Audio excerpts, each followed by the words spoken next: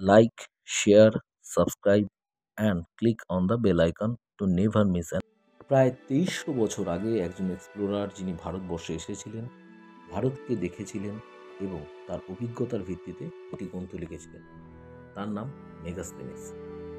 ভারতবর্ষে এসে তিনি কোন সম্রাটের দরবারে গিয়েছিলেন, ভারতের কোন কোন রহস্যময় বস্তু দেখে তিনি বিস্মিত হয়ে গিয়েছিলেন, আর তার বিস্তৃত অভিজ্ঞতা আসুন দেখি। মেগাস্থেনিসের জন্ম 350 খ্রিস্টপূর্বাব্দে হয়েছিল প্রাচীন গ্রিসে। তিনি ছিলেন একজন পর্যটক ও ভূগোলবিদ। তিনি গ্রিক শাসক নিকটরের দরবারের আধিকারিক ছিলেন। তিনি সেলুকাসের দূত হয়ে ভারতে আসেন।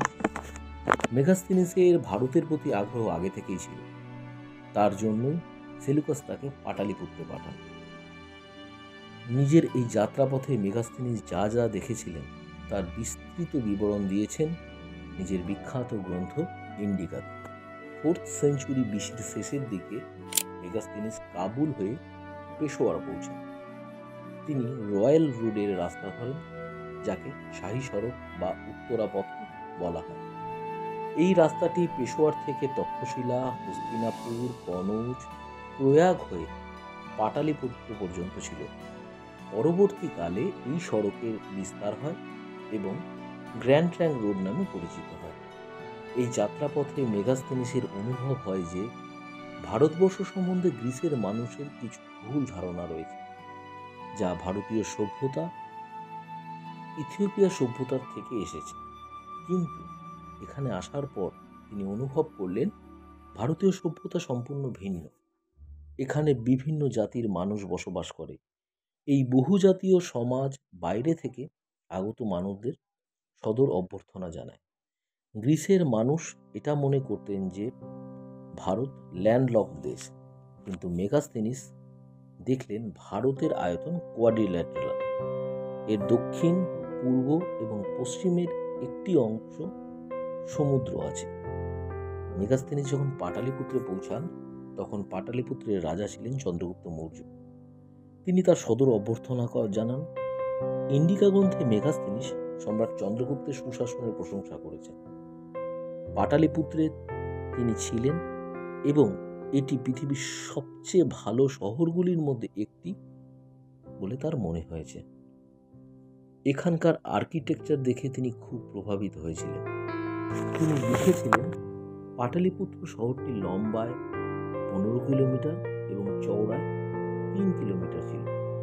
পুরো শহর একটি খাল দ্বারা বেষ্টিত ছিল, যার গভীরতা 45 ফুট ছিল এবং এটি 900 ফুট চওড়া ছিল।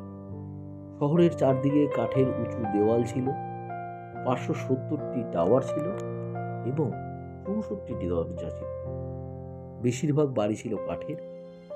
মৌর্য সমাজের বর্ণনায় মেগাস্থেনিস বলেছেন, সমাজ পেশা অনুসারে 7টি ভাগে বিভক্ত ছিল।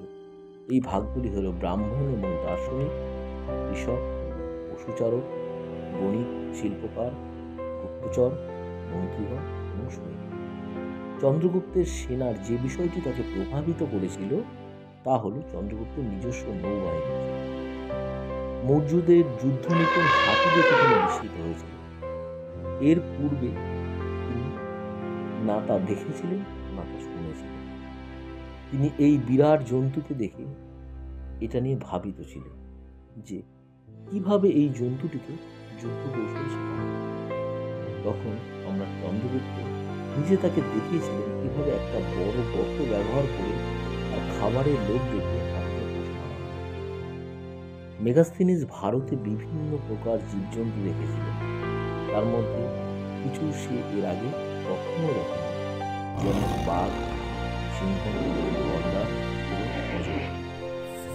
তিনি তার গ্রন্থে কিছু অদ্ভুত জন্তুর সম্পর্কে লিখেছিলেন, যেমন উড়ন্ত সাপ, ডানাযুক্ত বিছে, আর সবথেকে রহস্যময় প্রাণী সোনা উত্তোলনকারী পিঁপড়ে। তার মতানুসারে এই পিঁপড়েগুলো শিয়ালের মতো বড় ছিল, আর এগুলি তেরতাই নামক প্রজাতি কাশ্মীরে পালন করে। সবচেয়ে রহস্যময় কথা, এই বিচিত্র রহস্যময় মিথিক্যাল প্রাণীর উল্লেখ ইন্ডিকার পূর্বে মহাভারতেও পাওয়া যায়।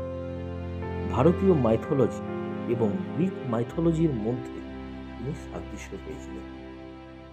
কৃষ্ণের ভাই বলরাম এর গল্প শুনে তিনি কনফিউজ হয়ে গিয়েছিলেন। তার মনে হয়েছিল হারকিউলিসের কথা, কারণ বলরাম এবং হারকিউলিসের মধ্যে অনেক মিল তিনি খুঁজে পেয়েছেন। মেগাস্তিনিস লিখেছেন ভারতীয়রা সব সহজ সরল জীবনযাপন করত। শেষে মেগাস্তিনিস নিজের লেখা গ্রন্থ নিয়ে গ্রিসে চলে যান।